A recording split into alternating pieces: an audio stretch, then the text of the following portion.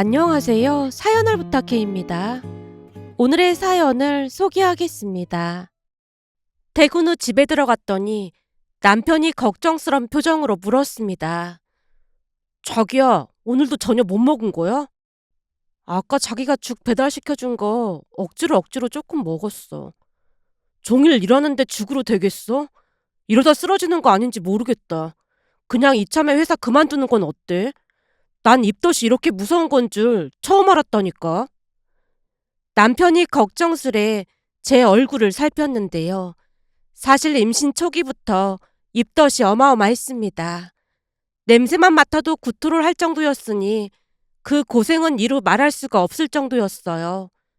결국 남편이 회사를 그만두라고 성화였지만 입덧 때문에 회사를 그만둘 수는 없다는 생각뿐이었습니다. 제가 고개를 절레절레 흔들고 있자 남편이 조심스레 말을 꺼냈어요. 오늘 회사에서 당신 입덧 얘기를 꺼냈더니 출산한 여직원들이 하는 말이 입덧할 때는 예전에 먹었던 음식이 먹고 싶고 그런다고 하던데 장모님한테라도 연락해야 하는 거 아니야? 내 앞에서 엄마 얘기는 꺼내지도 마. 내가 우리 부모님이랑 연락하고 지내서 좋을 거 하나도 없다고 몇 번이나 말했잖아. 당신도 몇 번 당해봤으면서 그런 소리를 하고 있어. 제가 발끈하자 남편이 눈치를 살피며 급히 입을 닫았습니다. 그러면서 지나간 일이 다시금 떠올랐는데요. 사실 결혼 후 1년 동안 친정 부모님한테 시달리다 보니 정남이가 떨어지다 못해 전생의 악연이 아니었을까 싶은 생각마저 들었습니다. 한마디로 부모님은 자식 등골 빼먹는 그런 분들이었습니다. 오죽했으면 우리가 결혼을 한다고 했을 때 오빠가 따로 불러서 신신당부를 했을 정도였어요. 지윤아, 결혼하고 나서 엄마 아버지가 부탁하는 거 들어드리면 안 된다. 나도 그러다 이혼당할 뻔했잖아. 그러니까 너도 딱 잘라야 하는 거야. 내가 볼 때는 현수, 그러니까 매제한테도 끊임없이 뭔가를 바랄 거야. 네가 중간에서 잘 못하게 되면 난리 나는 건 한순간이야.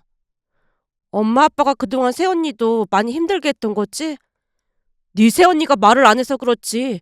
진짜 하루 이틀도 아니고 돈을 보내라 뭘 사달라 그러는데 네 새언니도 참다 전화번호 차단한 거야. 그러니까 너도 부모님이 무슨 부탁을 하면 바로 차단해.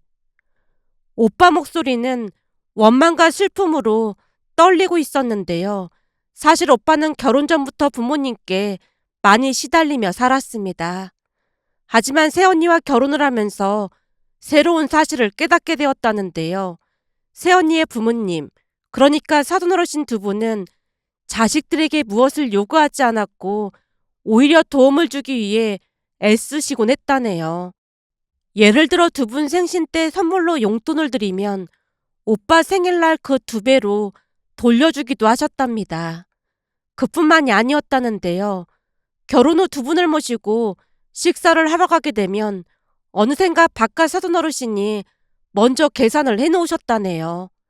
그런 두 분을 보면서 오빠가 많이 놀랄 수밖에 없었다고 했습니다. 너도 알다시피 우리 부모님은 외식할 때 단 한 번도 밥값을 계산한 적이 없잖아? 그러다 보니 나는 그게 당연한 거라고 생각했거든. 그래서 식사가 끝나고 나갈 때 계산해야지 싶었는데 나갈 때 계산을 하려고 카운터에 물어봤더니 장인어른이 이미 계산을 하셨다고 하더라고. 그 말 듣는데 왜 그렇게 서럽던지 눈물이 나서 혼났다니까. 하긴 그동안 오빠 어깨가 무겁긴 했지. 그래서 내가 눈물을 글썽인 채 감사하다고 인사를 드렸더니 장모님이 뭐라고 하셨는 줄 알아? 뭐라고 하셨는데? 많이 바쁠 텐데 우리한테 이런 행복한 시간을 만들어줘서 정말 고맙네. 오늘 정말 행복하고 즐거웠어. 라는 말을 하시는데 눈물이 막 쏟아질 것 같아서 진짜 혼났잖아. 사실 우리 부모님은 외식을 하게 되더라도 어떡하든 더 뜯어내려고만 하잖아. 저번에는 같이 한우를 먹으러 갔는데 돈이 꽤 많이 나왔거든. 근데도 바리바리 포장까지 해서 가는 모습을 보는데 이건 자식을 그냥 호구로만 생각을 하는구나 싶더라니까. 네 새언니 보기 얼마나 창피했는지 몰라. 그러니까 너도 앞으로 정신 똑바로 차리고 살아. 안 그랬다가는 매제도 정말 힘들 거야. 그리고 결혼하고 나면 너도 부모님이랑 자주 만나지도 말고 만남을 최소한으로 줄여. 말을 하는 내내 오빠 얼굴에는 씁쓸함을 넘어 분노를 사귀지 못하고 있는 그런 모습이었습니다. 결국 우리가 결혼하고 얼마 뒤 오빠는 부모님과 연을 끊었습니다. 그러다 보니 어느 순간부터 부모님은 오빠 대신 제게 집착을 보이기 시작했어요. 하지만 남편이 워낙 착한 사람이었기에 부모님을 맞춰드리는 것 같아 보였습니다.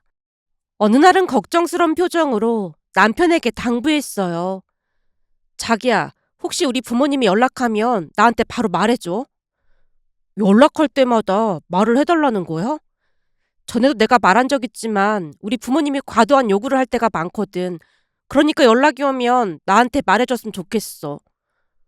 그게 사실은 그동안 장인 장모님을 몇 번 따로 만난 적이 있긴 해. 뭐? 나 몰래 만났단 말이야? 그래서 우리 부모님이 뭐 사달라고 했는데. 저도 모르게 그 말이 튀어나오고 말았는데요.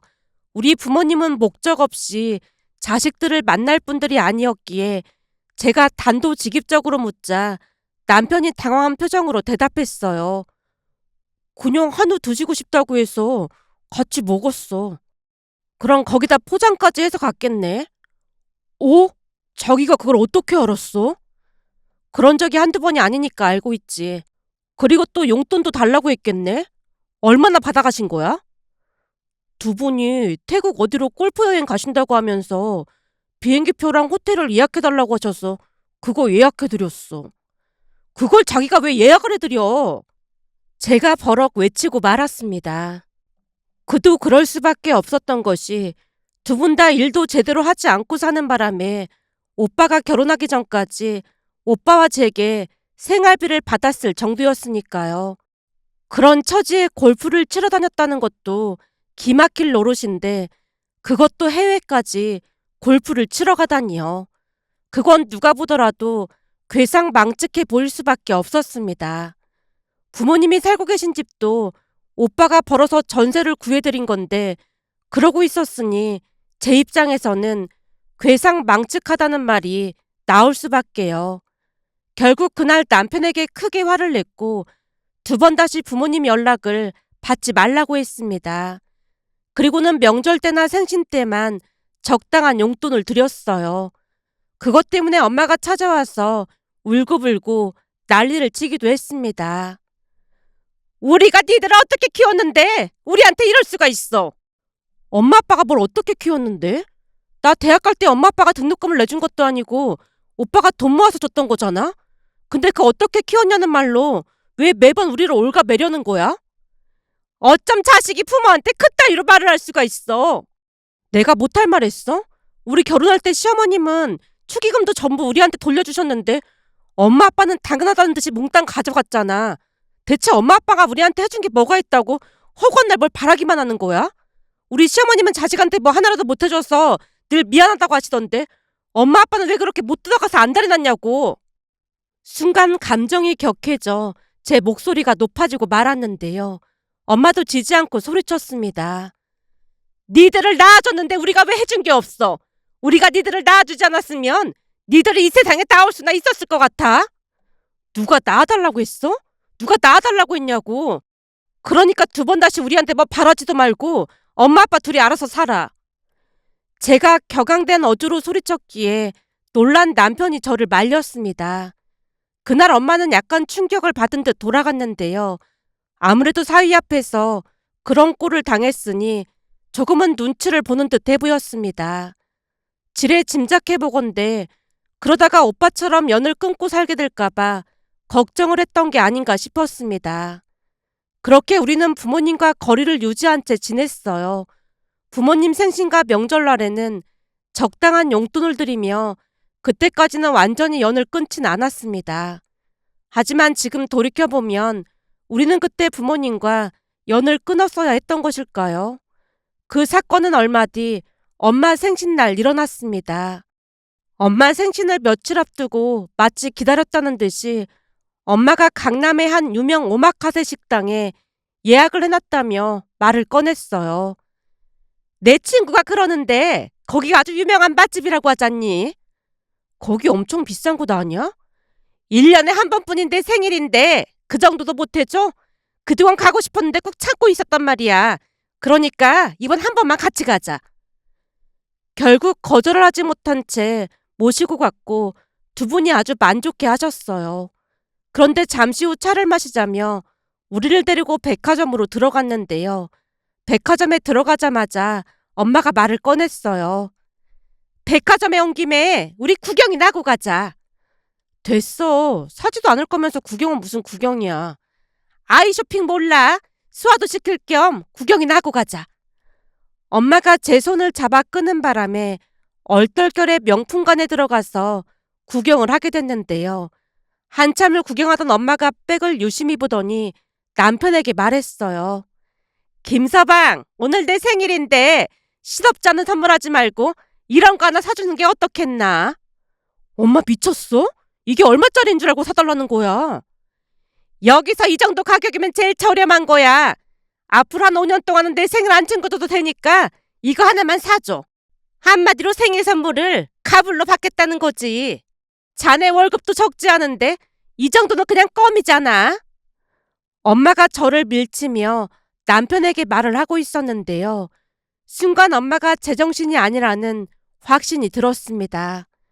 그도 그럴 수밖에 없었던 것이 몇 달 전 집주인이 전세를 올려달라고 했지만 올려줄 돈이 없어서 제게 돈을 빌려달라고 전화를 했었거든요. 물론 제가 딱 잘라서 거절을 했기에 부모님은 그보다 작은 집으로 이사를 가야만 했습니다. 그런데 그런 와중에 명품백이라니요. 거기다 몇 년치 생일 선물값을 가불에서 사달라는 말에 경악을 금치 못했다고 해야 할까요? 그동안은 낳아준 부모님이었기에 자식으로서 도리는 해야 한다는 생각으로 이해하려고 했지만 그날 그 모든 감정이 차갑게 식어버렸습니다. 순간 차라리 남이라고 하면 이렇게까지 하지는 않겠지라는 생각이 들었으니까요.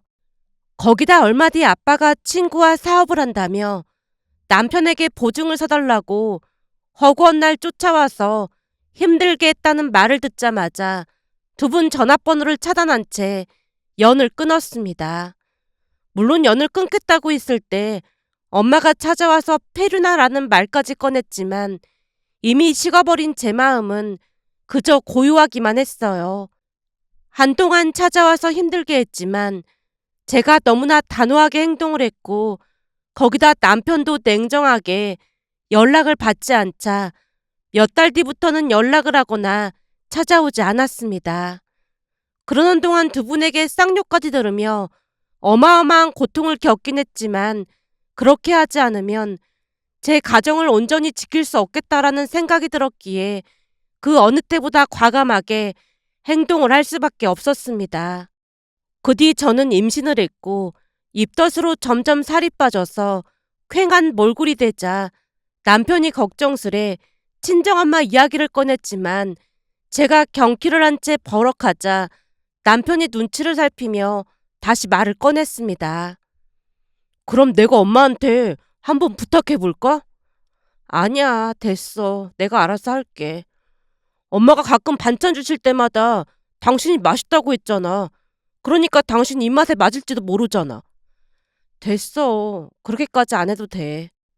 제가 이런지하에 거절을 했는데요. 사실 시어머님이 좋은 분이라는 건 잘 알고는 있었지만 사는 내내 낳아주신 부모님에게 워낙 시달리다 보니 그때까지는 시어머님도 가면을 쓴 채 본 모습을 숨기고 있는 게 아닌가 하는 의심마저 들었다고 해야 할까요? 부모라는 존재는 자식들 등골이나 빼먹는 그런 존재라는 선입견에 사로잡혀 있었거든요. 특히나 시어머님은 그 무섭다던 홀 시어머님이셨기에 적당한 거리를 유지하는 게 좋을 것 같다는 생각뿐이었습니다. 주변에서 하는 이야기를 들어보면 시어머님과 사이가 좋은 사람들을 거진 본 적이 없었으니까요. 그러다 보니 남편의 호의를 단호하게 거절했습니다. 그렇게 입덧으로 하루하루 힘들어하고 있던 어느 날은 시어머님 생신이라 시댁으로 갔는데요.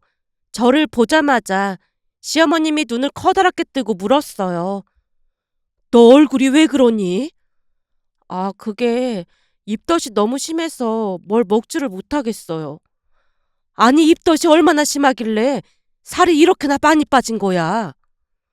억지로라도 뭘 먹으면 그냥 토하기 일쑤예요. 그래서 많이 힘들어요. 그럼 혹시 먹고 싶은 거 있으면 말해봐라. 내가 해줄 테니까. 아니에요. 오늘은 저희가 맛있는 거 사드리기로 했잖아요. 얼른 같이 나가요. 지금 이런 와중에 생일 그런 게 뭐가 중요하다고 그래. 외식은 다음에 하면 되니까 먹고 싶은 게 있으면 말해봐라. 이 지경이 됐으면 나한테 말하지 그랬니? 넌 네 처가 이렇게 될 때까지 뭐하고 있었던 거야? 시어머님이 남편을 나무라며 제 손을 꼭 잡아주셨는데요. 순간 시어머님의 진심이 느껴져서 눈시울이 붉어졌습니다. 아무리 그래도 먹고 싶은 게 있기 마련이니까 잘 생각해봐라. 저기 어머님이 물어보셔서 그런 건지는 잘 모르겠지만 갑자기 김밥이 먹고 싶어졌어요. 김밥? 알았다. 내가 금방 해서 가지고 올 테니까 넌 방에 들어가서 잠깐이라도 누워 있어라. 시어머님의 그 말 한마디가 참 고마울 수밖에 없었는데요. 사실 계속해서 음식을 잘 먹지 못했던지라 기진맥진해진 상태였거든요. 그렇게 방에 들어가서 자리에 누워 곰곰이 생각해봤더니 살면서 엄마에게 따뜻한 밥 한 끼를 제대로 얻어먹은 적이 없었다는 것이 떠올랐습니다. 그러면서 순간 김밥이 생각난 이유를 알 수 있었는데요. 엄마는 항상 밖으로 나돌아다니기 바빴기에 오빠와 제게 1,000원짜리 몇 장을 지어주고는 동네 김밥집에서 김밥을 사 먹으라고 했었거든요. 결국 내내 김밥을 먹고 살았던지라 어른이 되어서는 김밥을 보면 신물이 올라올 정도였습니다. 하지만 그날 시어머님이 먹고 싶은 음식이 있냐고 묻던 순간 김밥이 제일 먼저 떠올랐기에 제 처지가 더욱 서글프기만 해서 순간 눈물이 흘러나왔어요. 그러다가 잠깐 잠이 들었던 것 같은데 시어머님이 불러서 나갔더니 김밥이 한가득이었습니다. 그런데 담겨진 김밥이 어찌나 예쁘던지 감탄한 채 물었어요.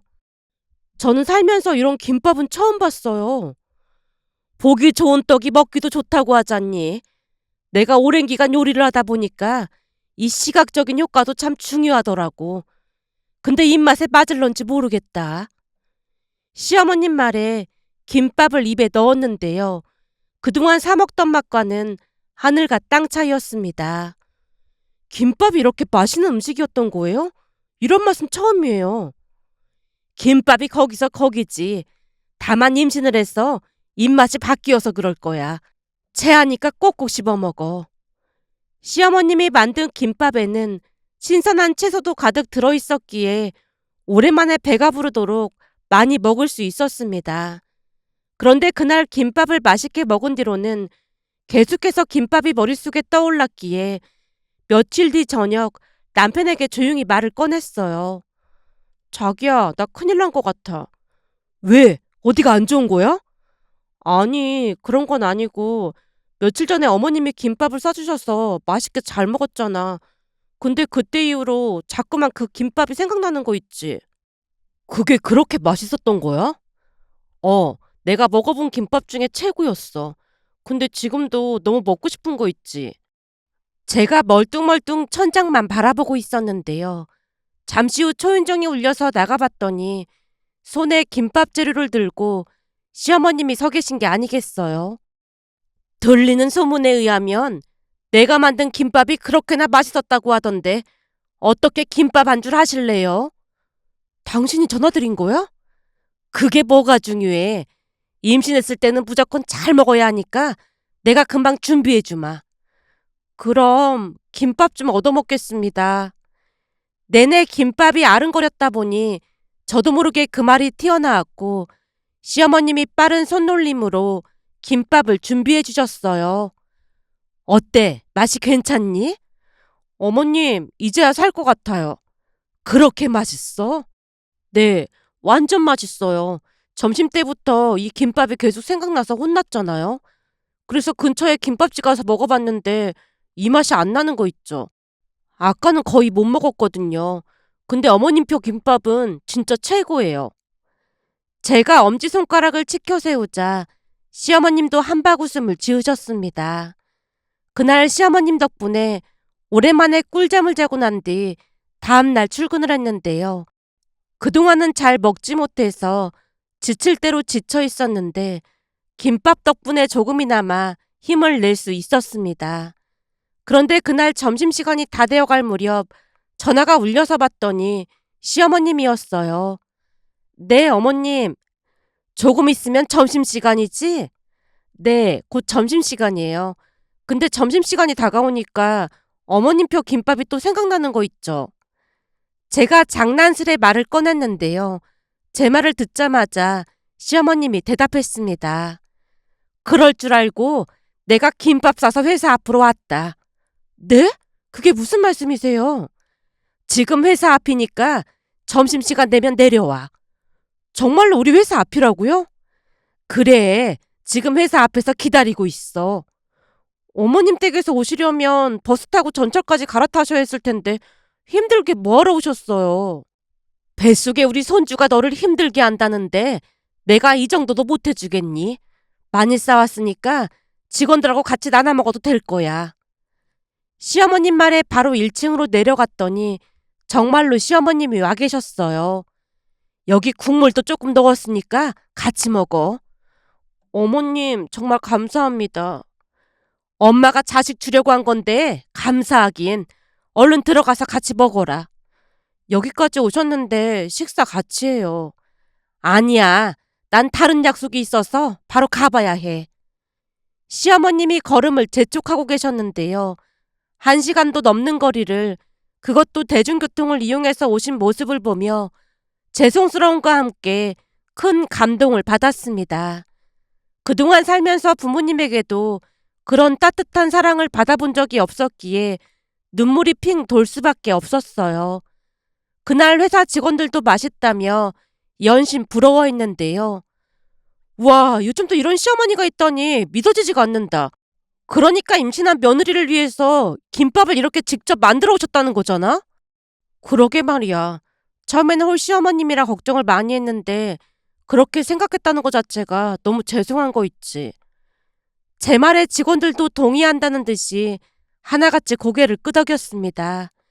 그리고 그 뒤부터는 시어머님에게 마음을 열기 시작했고 정말 가깝게 지냈는데요. 사실 출산을 하고 난 뒤에 시어머님에게 절대 육아를 부탁하지 않겠다고 다짐을 했었지만 시어머님 성품을 지켜본 결과 오히려 시어머님에게 부탁을 드려야겠다는 생각을 하게 됐어요. 그렇게 출산을 하고 시어머님께 육아를 부탁드렸고 시어머님이 흔쾌히 도움을 주시겠다고 했습니다. 결국 우리는 시어머님과 합가를 하기로 했는데요. 아무래도 합가를 하는 것이 여러모로 나을 것 같다고 판단했거든요. 합가를 하기 전에 아주 조금 걱정을 하기도 했지만 역시나 시어머님은 좋은 분으로 아무런 문제도 일어나지 않았습니다. 시어머님과 저는 가깝지만 서로를 존중하고 기본적인 예의를 지키곤 했으니까요. 그러던 어느 날은 오빠에게서 전화가 와서 받았는데요. 혹시 엄마 아버지 얘기 들었어? 아니, 연락 안 한 지 한참 됐지. 혹시 오빠는 다시 연락하고 지내는 거야? 그런 건 아닌데 이모한테 전화가 왔더라고. 이모가 오빠한테 전화를 왜 해? 혹시 또 무슨 사고 쳤대? 사고는 아니고 우리가 생활비를 안 드리니까 두 분 다 무슨 일을 하러 다니신다는데 힘들다고 울고불고 난리도 아니라고 하더라고. 그러면서 우리 보고 좀 도와주면 안 되냐고 묻길래 내가 단박에 거절했어. 혹시 너한테도 연락 오면 바로 거절하라고.